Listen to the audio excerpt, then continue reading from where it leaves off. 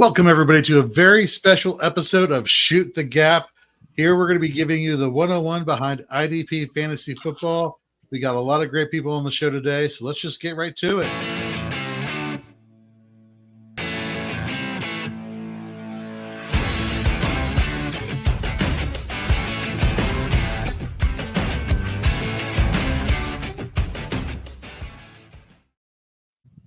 So right now, for the next 25 seconds, I'm your host, Jorge Edwards. And pretty soon after that, we're going to be switching hosts here on this show. But I want to give a shout out to JT. JT, how you doing today, man? Doing good. A little on the recovery. I helped out at my kid's school. I was outside in 90-degree heat for 3 straight hours in the direct sunlight, and I got heat exhaustion. I was my hands swelled up, my whole body swelled up. I couldn't feel anything. I was a mess on Monday. So I'm just today I finally feel like I'm getting it back. I can feel my hands again. It was not good. It was pretty bad, but I'm ready to go for this show. I wouldn't miss this show for anything. Does your face hurt? My face is a little bit better now, but I mean, I was swollen up everywhere. My girlfriend looked at me. She's like, "What's wrong with you?" I'm like, "I don't feel good." I was lightheaded. My hands were huge. Everything was bright red. She was like, "You look terrible." I'm like, "I feel terrible." I do not do heat well. I do not do heat well. So 3 hours of direct sunlight, 90-degree heat, I was toasted. There's a "well, it's killing me" joke in there somewhere, but I'm not gonna go for it. Joining us also on today's show is no stranger here, the Fantasy and Frames and Shoot the Gap, Mr. Mike Wohlert. How are you doing, sir? What's going on, Jorge? Good to be with you, John and JT. Nice to return to the hallowed halls of the Fantasy and Frames. Thank you very much. It's very awesome for you to take your time to join us today. And of course, as you mentioned, the new host right now for Shoot the Gap for today's episode, Mr. John McGlynn, host of the Dynasty Evaluation Show, which you can find right here on the Fantasy and Frames Podcast Network. John, I'm going to move you over to this side of the screen and just basically give the reins to you. Why don't you tell the people what we're here to talk about today? I'm John McGlynn. You can find me on the Twitter machine at John McGlynn75, and we are here to talk about IDP for beginners here. I invited these 3 esteemed gentlemen here who are IDP experts to come on the show and answer some questions. And these questions are pretty much for stuff that beginners who've never been in a space before, or are interested in joining IDP, have heard about IDP, know what it's about. We're starting from here. I have a bunch of questions that I, from outside the box, are going to ask these professional gentlemen here to kind of elaborate on the questions that I have about scoring, about the positions, things like that. So hopefully you guys can join in today. So I'm going to start out right from the get-go, right on top. And JT, can you explain to me what is IDP? Yeah, IDP is individual defender. So it's we're playing. So it's just like when you play a regular league, like your old school league you played 20 years ago, where you have a defense. It's just now you have all those individual players on your defense. So that's what it is. So it's just expanding that defense. So instead of owning the Bears or the Steelers or the Ravens defense, you have individual players from each defense. It just makes it a little more intricate, a little more in depth, and makes those individual players pop off as opposed to just taking an entire team altogether. Perfect. Mike, how many IDP players start on a typical roster compared to 10 or 11 man offensive lineup? So this is where the customization can kind of start. So you can start kind of in the shallow end and be like, hey, I just want to start maybe 1 defensive lineman, 1 linebacker, 1 defensive back, or maybe 2 defensive linemen, 2 linebackers, 2 defensive backs. But the only thing is when you do something like that, you're creating a very shallow. It's very shallow. So, when you think about it, okay, the top 24 linebackers are going to be gone. So your waiver wire is going to be packed. So it's like, oh, then I have all these good players available to me. So I typically will suggest, sometimes it's best just to go all full board and just jump in the deep end. When I first started playing, I still started in general defensive line. So we were starting 3 defensive line. We started 3 to 4 linebackers and 3 defensive backs. So that way there's some strategy involved. And that way the waiver wire, the pool was a little bit thin, where you had to be like, okay, if this guy's, I'm not just going to stream my defensive players or stream my linebackers and pick up a top 24 guy at any given week. So, but you're basically adding another probably anywhere between 10 to 15 players to your whole roster. So when it comes to the starting requirements, like I said, you can go shallow if you just want to start. Hey, I'm just going to do, one or two of each position, see how it is. And then we'll, kind of go from there. But like I said, you can go, that's where the customization comes in. So there's not a set. So, but you're probably looking at about a 25 to 26 round draft adding IDPs. Okay, perfect. Jorge, describe all the defensive positions that are actually available, because Mike did a pretty good job of describing the defense, and JT pretty much described what I need. What are the positions available? Sure. So it really is platform dependent on what these platforms will allow you to have. So let's talk about like the uber popular platform Sleeper, right? They only have a 3-position designation setting, which means you only get players that are defensive linemen, linebackers, or defensive backs. Now, as we all know, defensive lineman is a very broad term. You could have defensive ends, you could have defensive tackles. You could have, in terms of linebackers, you could have outside linebackers, inside linebackers. For defensive backs, you could have cornerbacks and safeties. So they kind of clump all those into their individual categories. Then you go to a place like ESPN or MFL, and they have what's called 5-position designations, where they break it up, right? You have the option of going DL, LB, DB, but you can also have, a roster set up where you have a defensive tackle and a defensive end and an outside linebacker and an edge rusher, aka an outside linebacker. Then you can have a cornerback or a safety. So it really depends on which platform you go with. But that's it. 3-position designations and 5-position designations. JT, you're in a league with me, so I purposely gave you this scoring question here. You know about the John McGlynn scoring system, where you get points for wiping your nose and points for taking a drink in a water bottle. What's a good scoring setup for defense where you get a lot of points, where it's actually exciting? You're not just getting like old school 9 PPR and stuff like that. Yeah, for me, I think you got to make the defensive scoring comparable to the offensive scoring. If you don't, then I think I found in leagues that don't do that, people kind of ignore the IDP aspect of it. And the whole point of using IDP is you want to have the defensive guys matter. So a real popular one out there is IDP 1, 2, 3 scoring. I'm always a fan of kind of ratcheting them up depending on the league. Like, I like to give a lot of points for sacks. A lot of people, give like 4 points for sacks. Sometimes I'll up it to like 6. If you are definitely playing in a league with like cornerbacks where you have to play a cornerback, I like to crank up like the passes defended and give like really good high scoring for that, because that makes those cornerbacks worth more. So I'm in a lot of leagues that only give you like 1 point for pass defense. I like to pump that up to like 3-4 points, so those cornerbacks matter a little bit more. And then if you're in a league that counts defensive tackle different than defensive end, I like to kind of bump those defensive tackle scoring up too, because again, if you look at it, it's like tight end premium. Defensive tackle is a hard spot to score. Usually there's only a couple guys that really give you solid points. So if you can kind of make those guys make it advantageous to get the high end players, makes people kind of go after them a little bit more, makes them worth a little bit more. So I like to kind of crank those up. I'm a big fan of turnovers.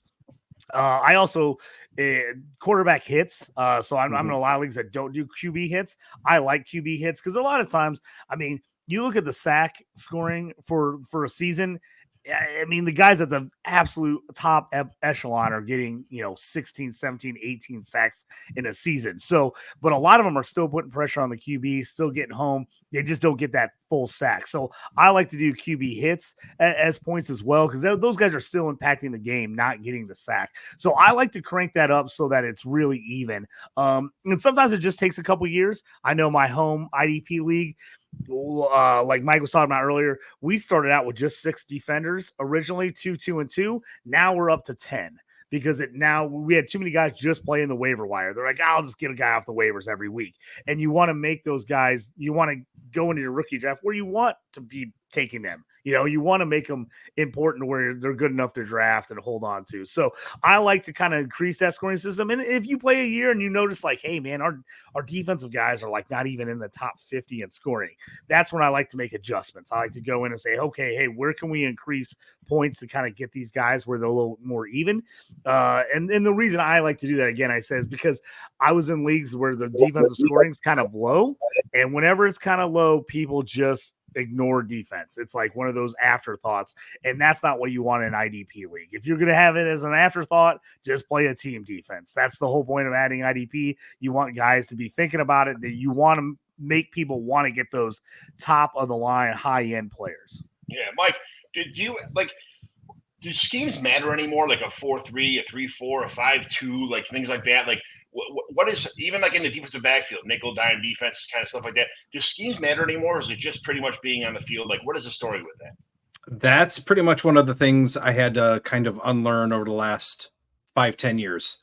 Because when I first started, the big thing was you want a 4-3 middle linebacker, you want a 4-3 weak side linebacker, you want a 3-4 inside linebacker. Those are the key.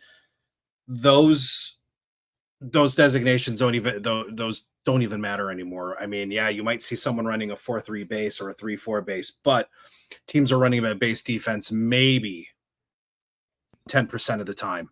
So just last season, there were only 2 teams that were basically using 3 or more linebackers more than 30% of the time. Detroit was at 36%. KC was at 34%.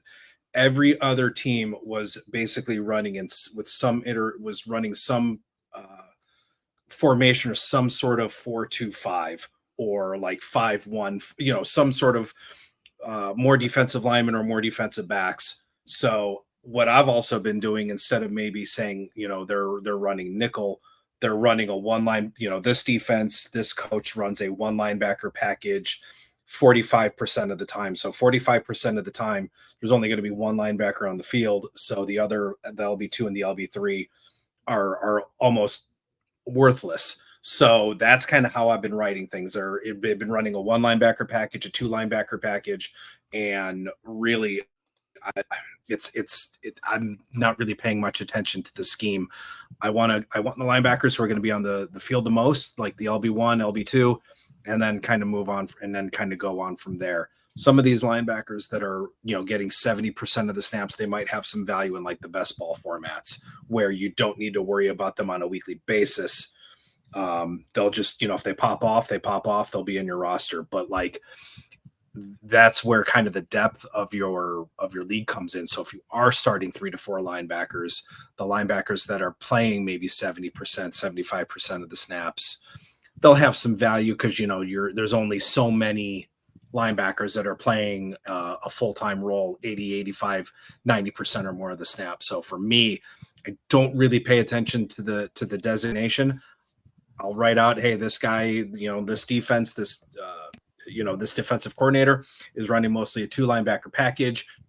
2 linebackers are on the field about 80% of the time. The LB3 really has no value outside of injury. This linebacker, like for example, the Rams, primarily for the most part, a 1 linebacker package. So Ernest Jones, strictly on the field 100% of the time. Someone like Christian Roseboom, no value because he was basically getting 50 to 60% of the snaps. So I follow the snaps. I don't necessarily follow the scheme. And like I said, I kind of break it down into a 1 linebacker package, 2 linebacker package. And that's kind of where I go when it comes to schemes. In terms of the defensive backs, if I'm in a cornerback required league, obviously that's where you get your cornerbacks. And I'm just going to target corners that are going to get targeted. That pretty much is what I'm looking for. Corners that are going to be on the field anywhere between 90 to 100% of the snaps, the cornerbacks that are going to get targeted. With safeties, I want the safeties that are playing near the line of scrimmage. I want them either in the slot, I want them on the defensive line, I want them in the box in some sort of form. Those are the safeties that I'm targeting. Deeper safeties are going to have your more value probably just in your IDP 1, 2, 3, your big 3 scoring, which is what we do at IDP show. We do 3 to 4 points for a defended pass. We do more for interceptions. So those are the guys, those guys will be a little bit more scoring dependent. So And like I said, when it comes to defensive linemen, the 3-4, like those outside linebackers, a lot of them are probably going to have more of the DL or the edge designation. So you kind of got to keep an eye on those guys. But for the most part, it's simple. I follow the snaps, not necessarily the scheme. Perfect. Jorge, what is the difference between linebacker positions, just to simplify?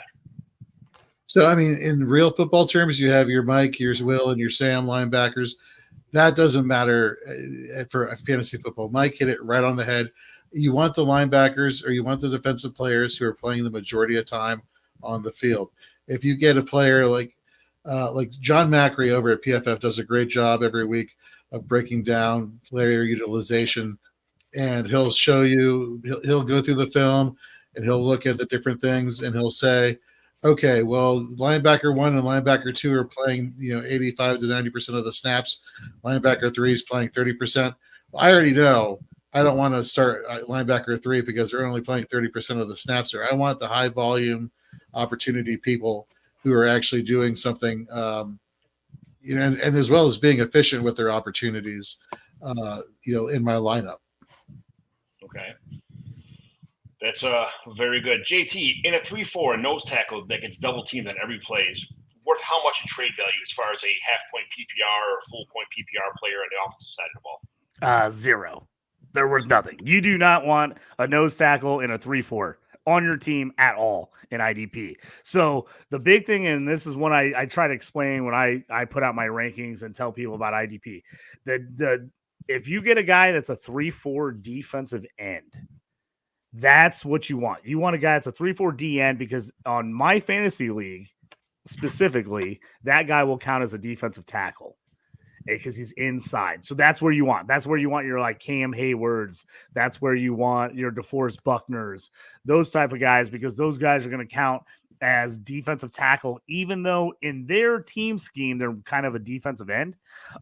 So that's a big one for me is you want to make sure you get those defensive ends that are defensive ends and 3-4s. Because a lot of times the other ones, you're going to get your classic defensive end in a 4-3 or outside linebacker. So, but those guys that play on the inside, unless they're super high end, like I said, you're talking about a Cam Hayward, a DeForest Buckner, you pretty much don't want anybody on the D line that's not an outside edge rusher unless you're playing in a league that has defensive tackle designation. Then you want the 3-4 defensive ends. That's the guys you want to go after. I'll throw this in real quick. A big rookie question was like, hey, who do you like defensive tackle wise in rookie drafts? And that's where I want like a Darius Robinson because he's going to play the 3-4 end in Arizona. So that guy will count as a defensive tackle. Now, in a sleeper league, when you're just playing D line, I probably don't want those inside guys at all. So I want outside guys if I'm going to be in just a straight D line league. Okay, very good. Jorge, are defensive ends worth more than most valuable linebackers? Depends on your scoring settings. I mean, I guess it depends on how are we defining value.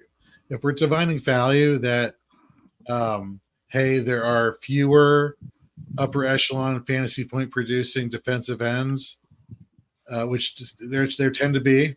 That tends to be the norm in some cases there.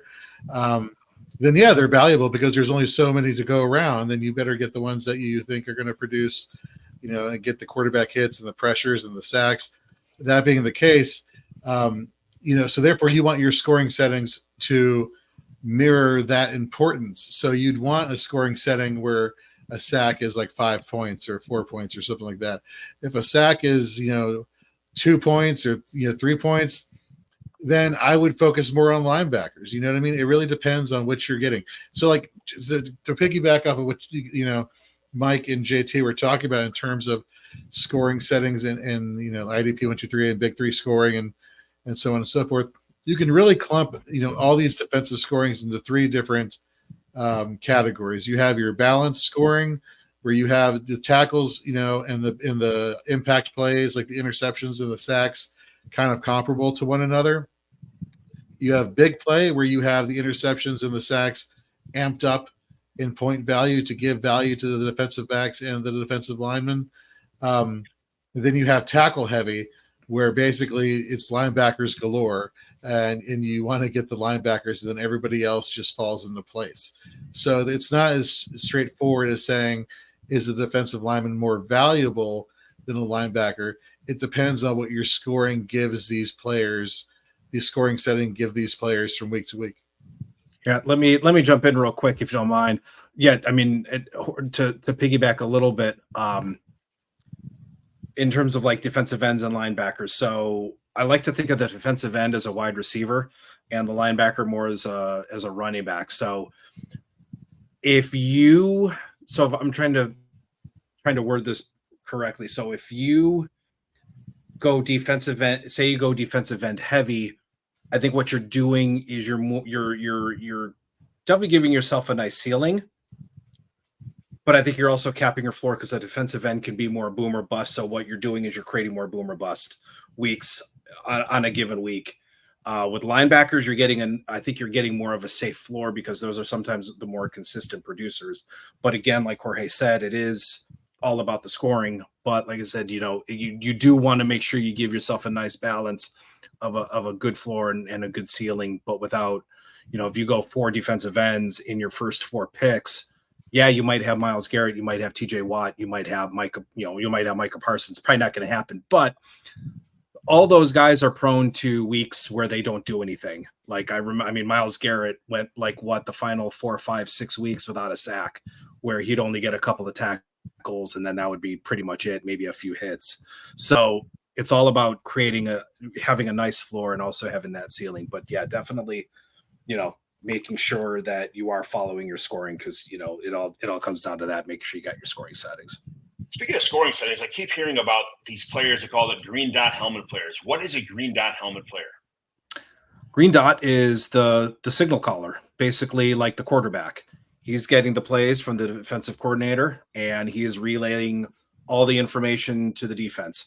So with me, the green dot players, they don't necessarily correlate to production, but they're the ones that are on the field for 100% of the snaps. So in likelihood, those guys are going to be getting tackles or getting points. So I've done an article for the last several years with 4 for 4 that I'm bringing over to the IDP show, where I track all of the players that are wearing the green dot for their defense and also the full-time linebackers. So you'll see, Kazir White, Arizona Cardinals, green dot, 100% of the snaps. The linebacker 2, 85% of the snaps. And then if someone falls off, I remove them from the chart, and I have a detailed breakdown team by team. Hey, this guy played 100% of the snaps or the dot.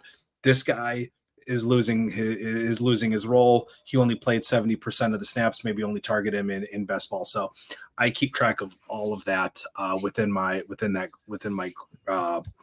green dot full-time article. And as soon as games end, I throw on the NFL Plus. I start watching the games, and I start watching who's wearing the dot for each team. So basically the dots are the 100% snap guys. There's a few teams that are using defensive backs as green dot, so I'll point that out. But most of the time, the majority of the time, the linebackers are the ones wearing the green dot. Yeah, they got the most communication with everybody, right? They can talk to defensive linemen, they can give signals to people behind them, the cornerbacks, all that kind of stuff. They have the most. Yeah, they're the orchestrator of the field. Yeah, exactly. Yeah. Yep, exactly. Very good. So, Mike, one more time. How much are defensive backs worth in a typical Tampa 2 or a nickel dime, situation? Like, what am I looking for when I'm drafting defensive backs? Are they just kind of like kickers, where I draft last and just because they're there, or is there actually value to defensive backs? I'm always a defensive back streamer, so I always go. I'm a linebacker hoarder. So if there was a show for linebacker hoarders, I would be on that show. That's what I do. I hoard linebackers. Then I go after defensive ends, and then the defensive backs, unfortunately, are just kind of the redheaded stepchild of IDP. I always target them last. I love Derwin James. He's probably never on my team because he goes way too early, and I'm just not drafting those guys early. But again, it kind of goes back. I don't necessarily pay attention to that scheme. Most teams are running kind of a nickel type defense. I'm looking at the snaps. So again, with safety, I want the guys that are playing up near the line of scrimmage. They're going to get some of the tackles. They're going to also have chances to make plays. So corners, there's a few corners though that are starting to have some relevance within like DB general leagues.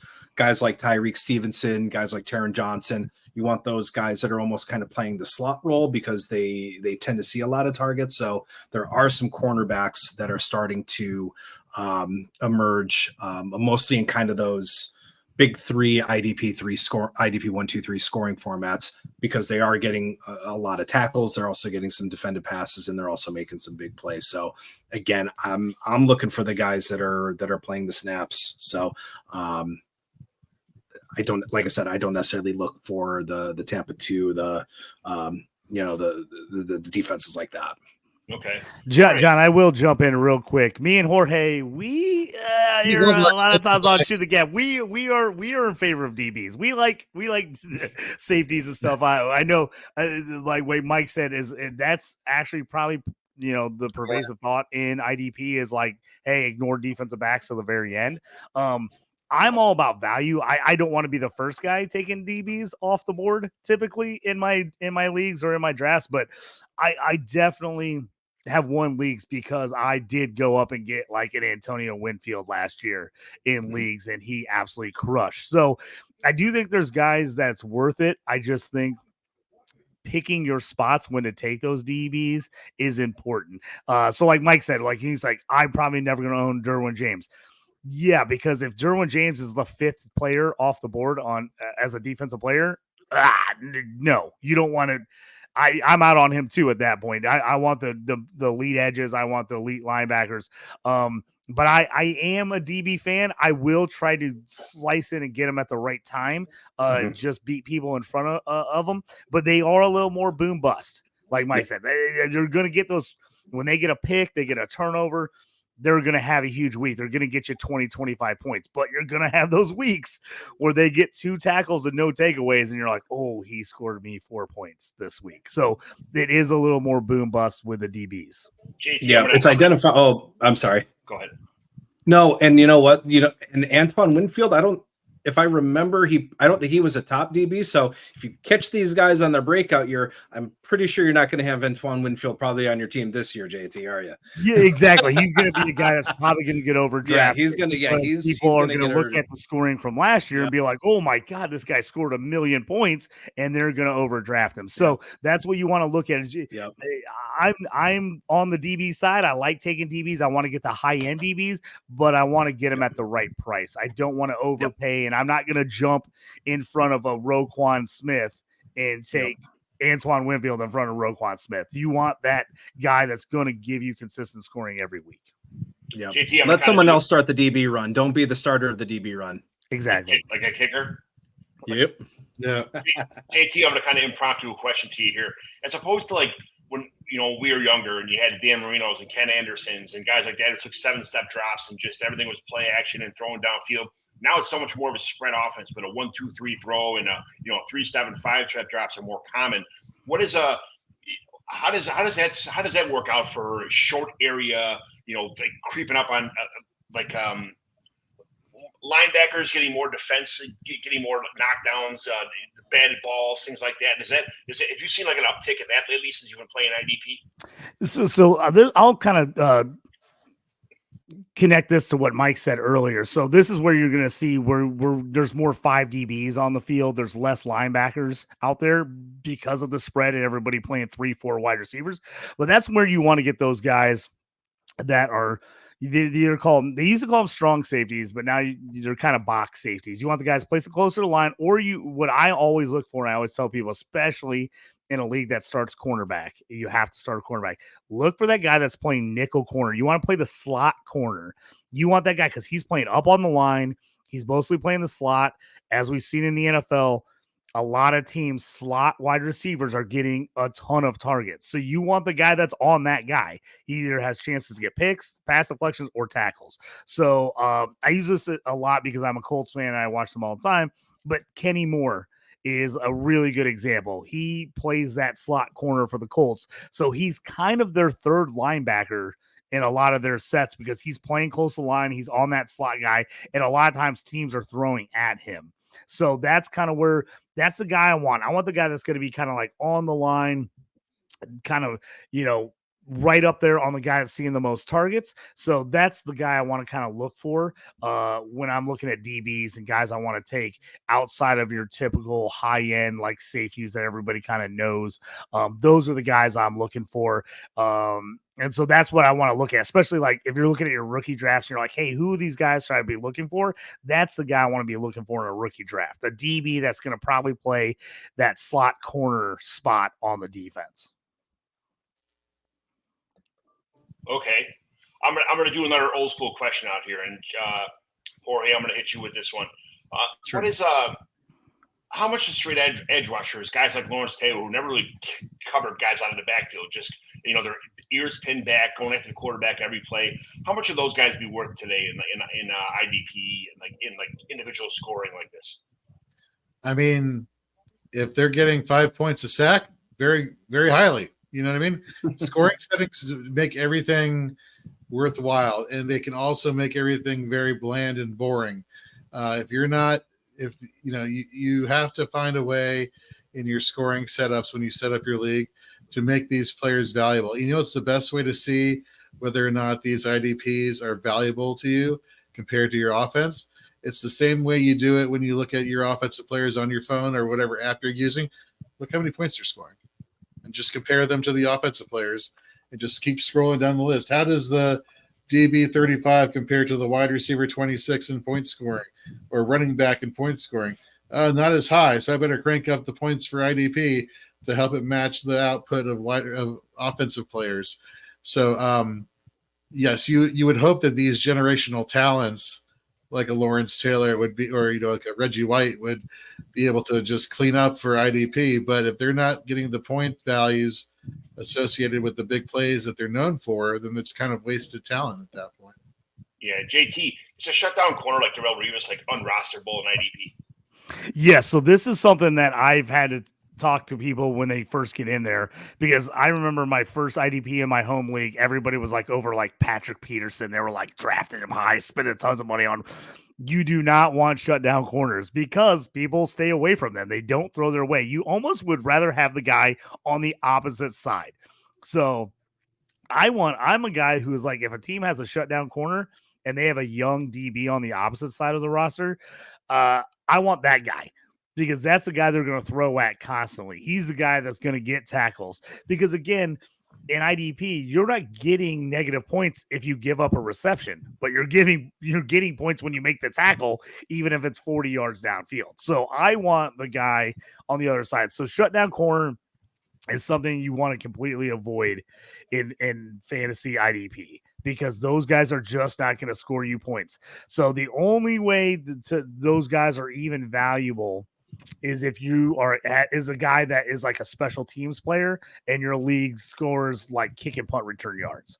Then those guys can kind of be a cheat code because they're going to give you bonus points.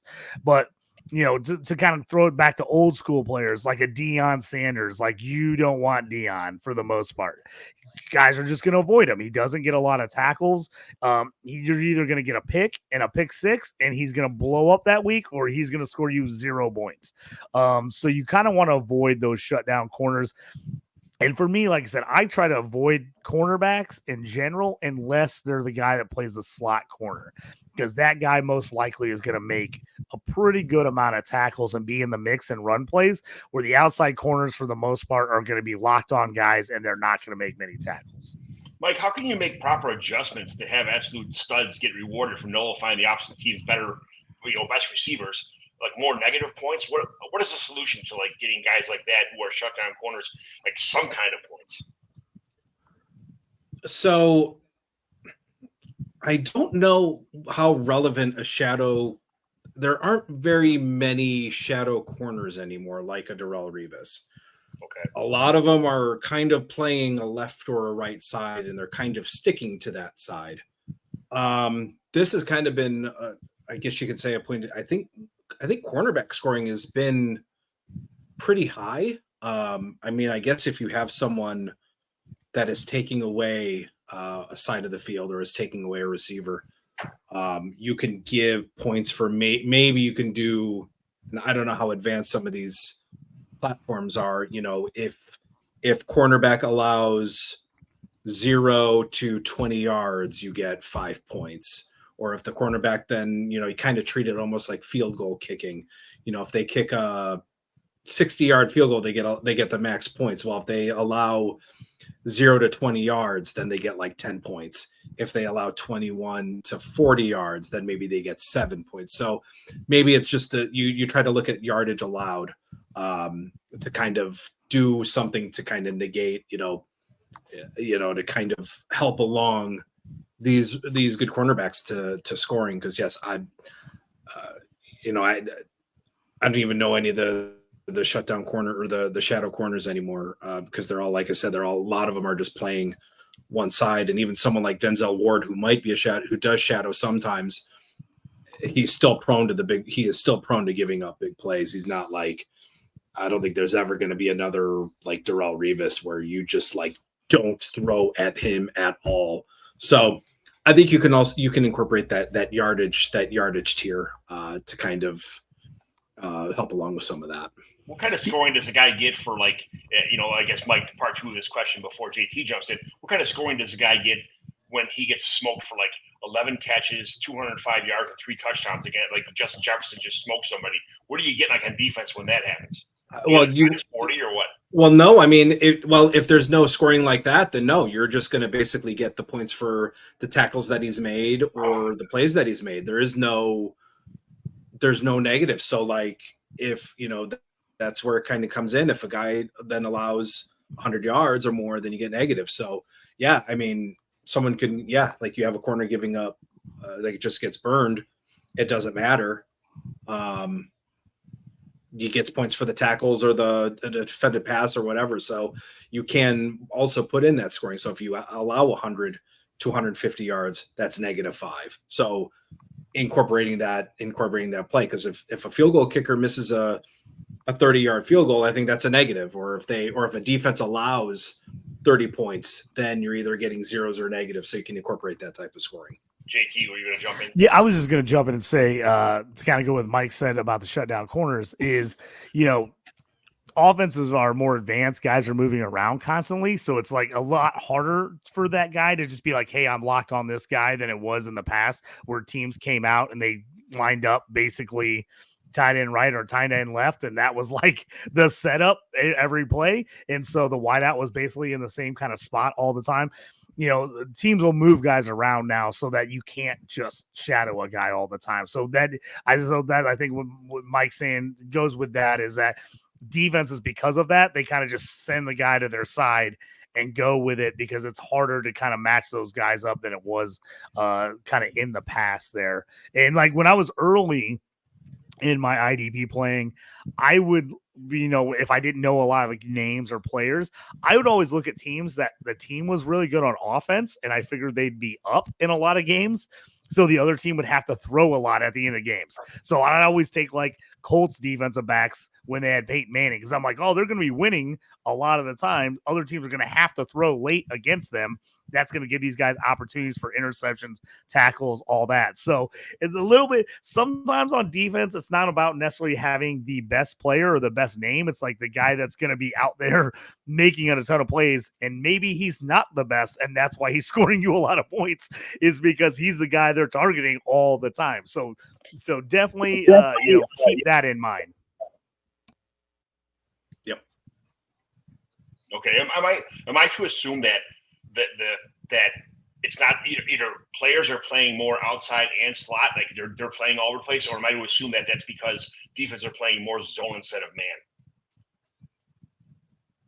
I think that's a fair assumption because you are seeing a lot more zone defenses than one-on-one total man. So I think that's also kind of a fair assumption. It's starting to make sense what you guys are talking about now, because I didn't really correlate what was going on. I couldn't comprehend if it was the offensive side of the ball or the defensive side of the ball that was changing. But okay, thank you very much for clarifying that. JT, how much does coaching have to do with IDP? The right head coach. I don't really look at who coaches where, depending on defense that much. I just want to know how the guy's going to be used. So the big difference with me, if a new head coach comes in, is a player that's on that team going to be used completely differently than he was with the previous head coach. So that's my biggest thing I'm looking at coaching. For the most part, I'm not really paying attention to the defensive coordinator, how much he does this or that, other than, like Mike said earlier, charting what percentage they're on. Are they playing mostly 2 linebackers? Are they playing 3 linebackers? Are they playing mostly nickel, dime?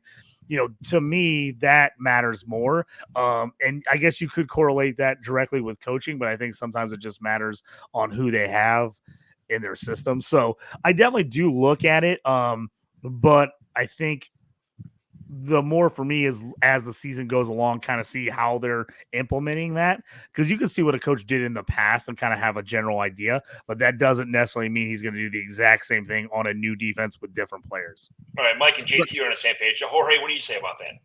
Yeah, so I mean, there are certain tendencies that you pick up from year to year that certain coaches have. Like, for example, for the Rams, no disrespect to Christian Roseboom, but normally it's just one linebacker and a whole bunch of defensive backs behind him. So, you can really just run to a roster, just, Ernest Jones, right? Or we seen Brian Flores last year implement a 3 safety rotation and kind of have normally just one linebacker a majority of the snaps. You go back to Dan Quinn in Dallas with Malik Hooker and Donovan Wilson and Jaron Curse. He ran a lot of 3 safety sets, and so they were going, so you pick up on these trends, but again, things change. Things change from year to year, and so you kind of have to roll with it and see what they're doing in terms of the snaps on the field. Okay. JT, let me make sure I'm not okay. Is there more rotation on defense than an offense? Like, how do I know who's on the field in certain packages? Like 1st and 10, it's probably a running play. 3rd and 6, 3rd and 15. Like, is there always going to be? How do I know, minus the green helmet, the green dot helmet guy? How do I know who else they have on my team when there's so many different packages? So, when I first started IDP, I was just out there guessing, kind of like figuring out like who's on the field, like trying to do that.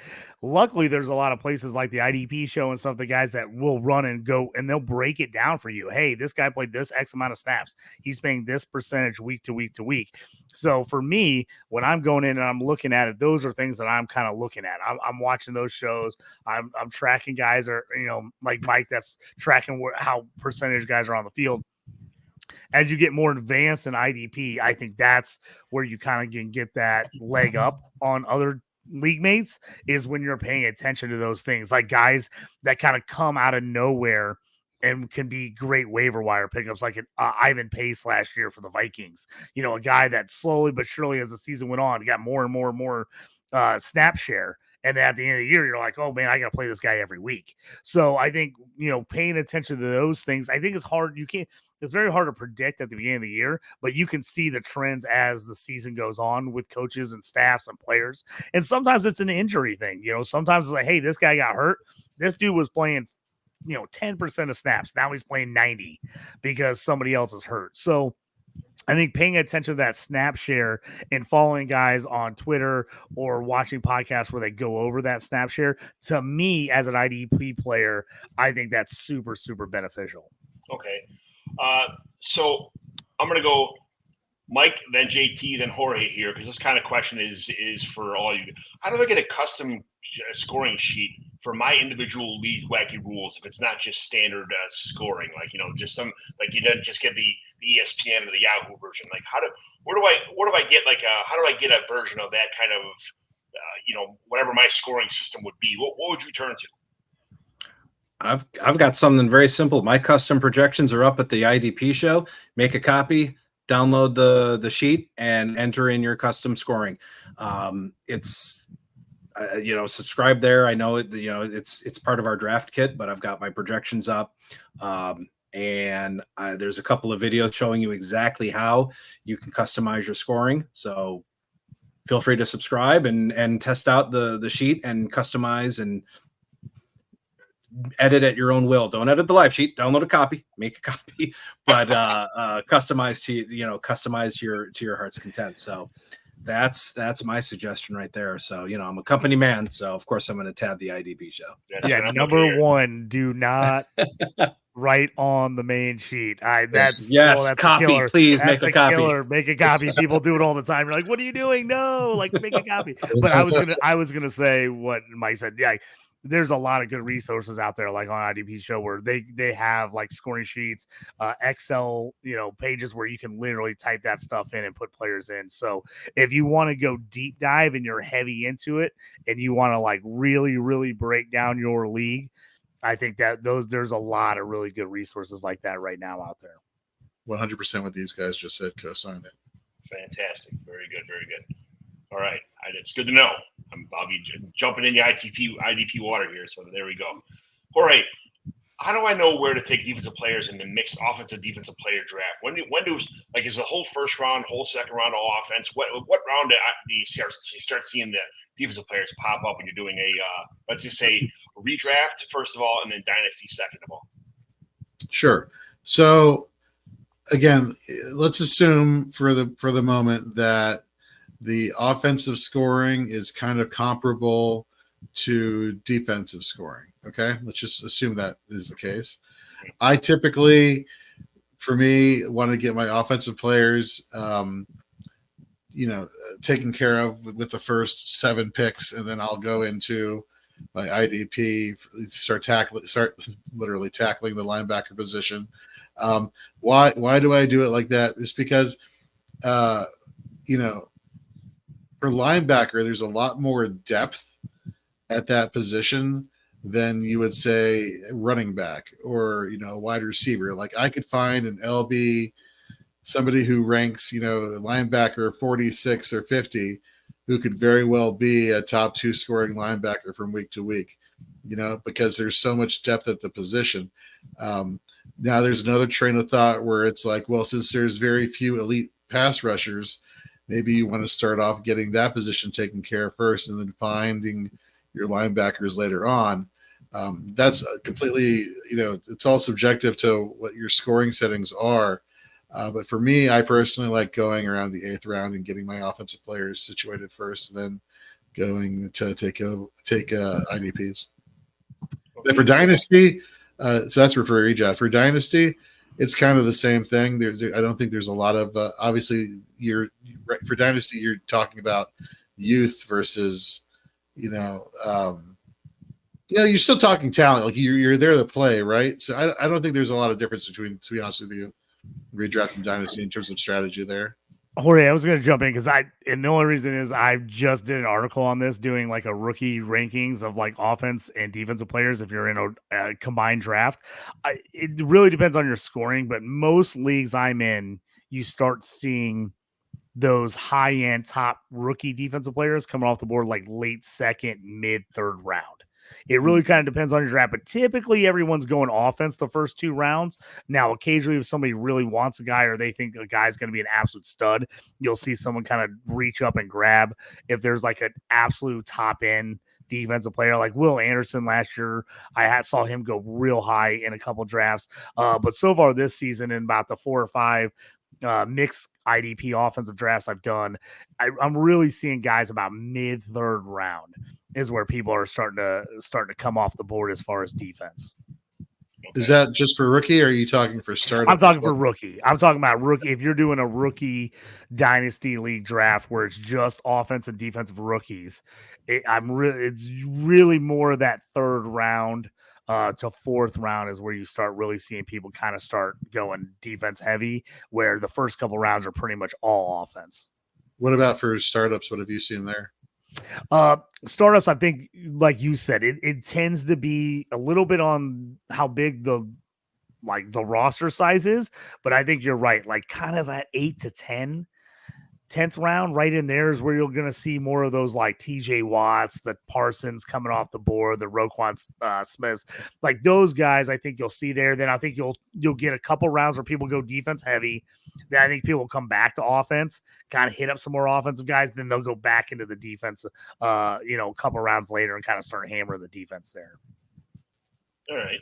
JT, what's the half and like one PPR equivalent to a defensive side of the ball, like for tackles and pressures, things like that? For me, it's tackles. So if I'm doing full PPR, I'm thinking 1.5 points per tackle and 0.75 for an assist. If you're a guy that likes to play the half point per reception, then you can see people kind of lower that to maybe 1 point per tackle and a half point per assisted tackle. So it just kind of depends on how you want to even out that scoring. But definitely those leagues are like 1.5 to more. If it's 1.5 up to 2 points per tackle, then those are the leagues you're gonna like want to go heavy defense. Those are linebacker. Excuse me. You want to go heavy linebacker because like those are going to be consistent points every day. You're gonna get week to week. Where if the tackling is like 1 point per tackle, but like 6 points per sack, then that's where you're going to be like, okay, I still want to have linebackers, but like some of these DNs are going to become a little more valuable for me. Okay. Mike, what would be? We're talking about scoring the last couple of questions. So one more scoring question. What would like points per first down for like a Nick Chubb or a Derrick Henry kind of thing like that? What would the equivalent on defense be to a defensive player? Oh boy. Let's see. You could, I guess, throw in maybe a tackle for loss. Now you're kind of able to do tackles for loss. That kind of probably would be kind of that equivalent for, maybe a point for a first down. So I think with tackles for loss kind of being relatively standard, and some scorings you're able to put that in. And so like, defensive ends are going to get, now it depends on your scoring, you get a sack, you might get also credit for the tackle for loss. You also might get credit then for a QB hit. So kind of got to really get in that scoring. But I think the tackle for loss is kind of that close to that point per first down. Yeah, like and that goes all over the field too. That's inside run stuff. That's tunnel screens that get busted up. That's all the plays that don't produce that get tackled behind the line of scrimmage. So that's kind of not necessarily just a middle player stat, right? That goes across the board. Yep. Okay. Yeah. All right. And Mike, I got some. Actually, John, I was going to jump in real quick. If you really want to kind of boost the scoring, I just thought about this when you were asking me kind of like the bonuses. I know me and you in a lot of leagues where you love the big bonuses, long plays, 40, 30-yarder bonuses. So here's how I do the bonuses for defense: fumble return yards and interception return yards. So you can make, if you add a pretty good and you get a pick and he gets the return yards, you can swing a week if a guy gets a 90-yard interception return for a touchdown. Mm-hmm. I mean, if you want to give the bonus points and give him yards for that, can be huge. And then like Mike just said, if you want to make defensive ends that can really swing it, if you get a sack, forced fumble recovery can be a monster play all in one if you do the scoring right, where it's like a QB hit, a sack, a tackle for a loss, a forced fumble, and a fumble recovery. That in itself can be a 20-point play. And then you're scoring up correctly. Yeah. And then throw in sack yardage. Yes, you can actually give your defensive player, if it's a 12-yard loss, you can give him points for the yardage loss. So that's the way to really add bonuses is the fumble return yards, the interception return yards, the sack loss yardage. That's really your bonuses. When you asked the question earlier, I wasn't like completely in tune to that, but I thought I started thinking about it. I'm like, that's how you can really add those bonus points for your defensive players. And JT, you gave me a little bit of PTSD because I actually lost a game a few years ago. I was heading into the 4:00 games. I was done, and my opponent had Von Miller left over, and I think I had a 32-point lead. And I'm like, okay, I think I'm okay. So he gets one sack. I'm like, all right, so he gets to the point where my lead now is to 10. And I'm like, oh my God. So he hit it. Sack, forced the fumble, recovered the fumble, touchdown.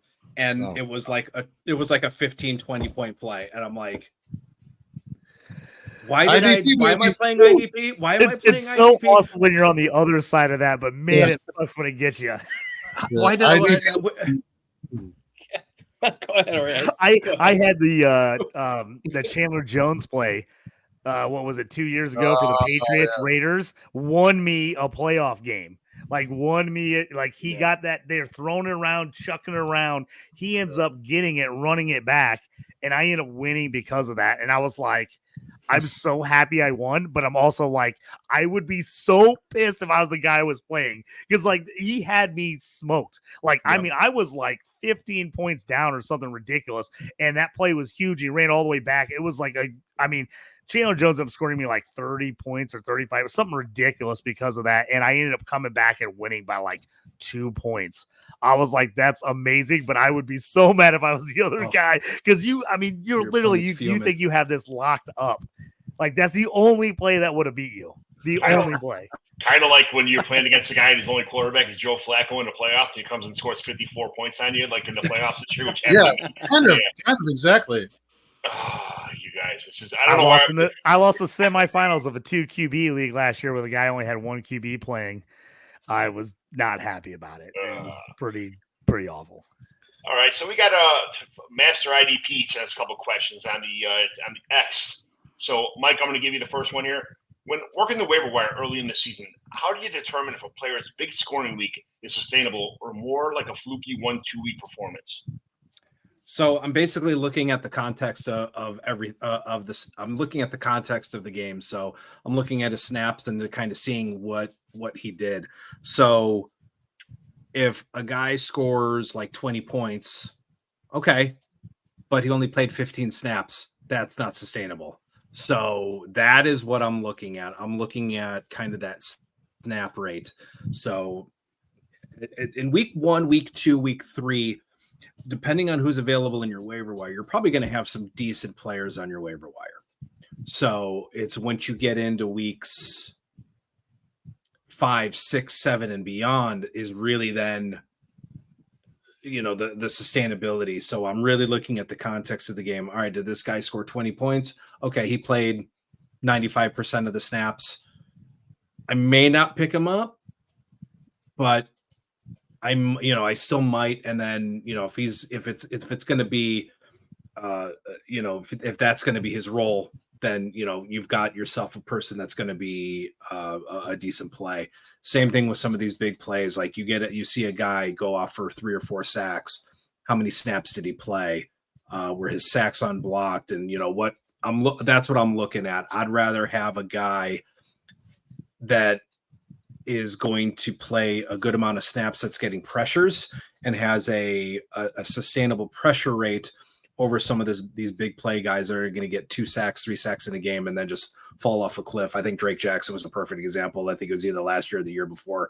Drake Jackson goes off in week 1, 3 sacks, and then basically you never hear from him again. So that's kind of what I'm looking at. I'm looking at the snaps. I'm looking at the context of the game and, making sure that is sustainable. So that's where I'm relating everything to, and that's what I'm looking at.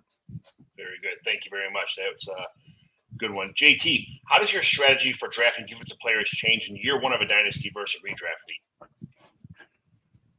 So the biggest thing for me between dynasty and redraft is I'm looking at player age, what team they're on. Obviously that can adjust what team they're on. So I'm looking at player age. I want a guy that's either like kind of at his apex and you expect he's going to get 2-3 more apex years out of him, or a younger guy in dynasty, where in redraft, I have no problem taking a guy like a Bobby Wagner or a CJ Mosley early, because you know who those guys are. They're going to get you points. They're going to get you tackles. But that guy, a CJ Mosley, is going to drop for me significantly in a dynasty league, knowing that he's getting older. Now, I still want that guy on my team because he doesn't score points, but I'm going to draft him a whole lot later than I am in a redraft where I have no problem if he's your first or second, defensive IDP player off the board.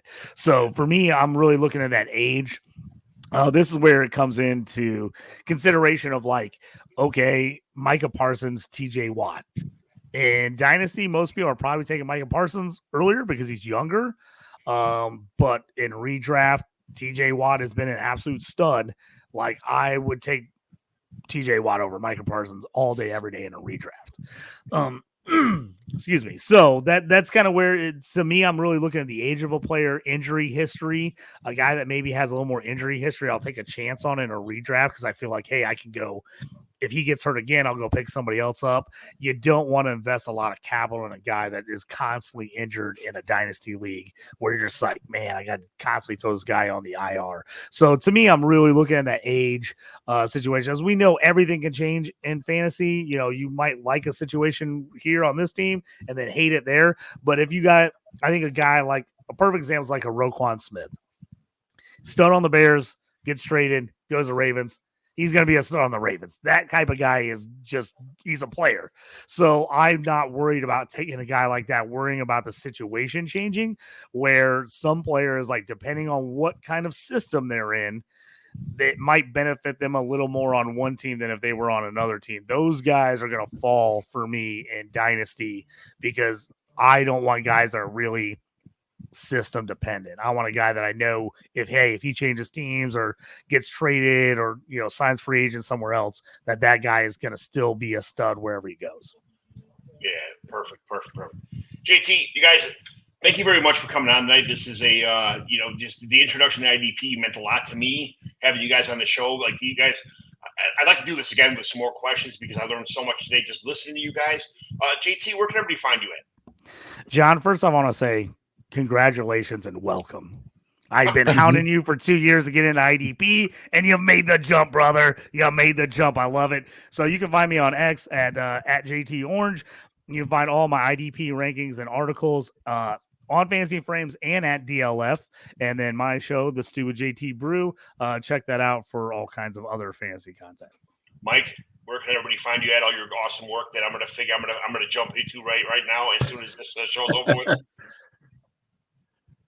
Yeah, John, again, it was good to see your questions. Thanks for following me along. Thanks for responding. Like I said, this all started with me just offering to do a quick video chat. So I'm glad we can kind of do something like this because there's new people entering the IDP space every day. So I'm glad we can do something like this where we can give people a lot of the info and just say, hey, you know what? It's not as hard as it seems. It really is. And it's really simple. And all of the guys here on this, on this stream or on this pod, very helpful, and you can always reach out to them for questions. You can always reach out to me. You can follow me on Twitter. I'm still calling it Twitter. I still can't get to X. I'm sorry. You can follow me at Mike_Woolert, and all of my content and work is now at the IDP show. Thank you very much. The IDP show. I'm John McGlynn 75. You can find me on X, John McGlynn 75. Jorge, tell me all the awesome stuff that everybody can find on Fantasy and Frames. Well, you can find IDP content, that's for sure. Dynasty, Redraft, Best Ball, you name it, at fantasyandframes.com. You can find our rankings there. You can go over to our YouTube channel. Please subscribe. Hit that notification bell so you're notified when we put out great content. We have multiple podcasts talking about everything fantasy football related. Follow us on X/Twitter at Fantasy and Frames, and you can find me at Jorge B. Edwards as well. Thank you, everyone, for tuning in the show. Much appreciated. Thanks for letting me be here, guys. Thanks for letting me be part of the IDP family for Fantasy and Frames. I'm John McGlynn. Thank you very much.